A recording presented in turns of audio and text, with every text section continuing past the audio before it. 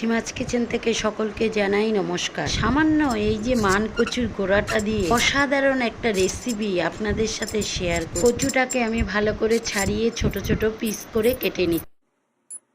নারকেল কেটে ছাড়িয়ে দেখুন ছোট ছোট পিস করে নিয়েছি। এটা নিয়ে সর্ষে, পোস্ত, কাঁচা লঙ্কা, রসুন, সামান্য একটু নুন দিয়ে পেস্ট করে নিচ্ছি। কচুটাকে নোড়া দিয়ে থেতো করে বেটে নিচ্ছি। কালো জিরে, শুকনো লঙ্কা, পরিমাণ মতো নুন আর হলুদ দিয়ে কচু বাটাটা, নারকেল আর সর্ষে বাটাটা দিয়ে নেড়ে নেব। স্বাদের জন্য একটু চিনি দিয়ে নেড়ে চেড়ে নেব। এবার দেখুন জলটা টেনে গেছে, কড়াইতে আর লেগে নেই। এবার নামিয়ে ফেলতে হয়ে গেছে, 3-4 মিনিট এরকম করাতে হয়ে গেছে।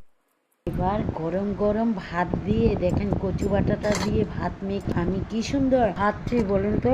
এত সুন্দর রান্না মাছ মাংসকে ফেল করে দেবে। এই অসাধারণ রেসিপিটা আপনারাও তৈরি করে ফেলুন বাড়িতে। ভালো থাকুন, সুস্থ থাকুন।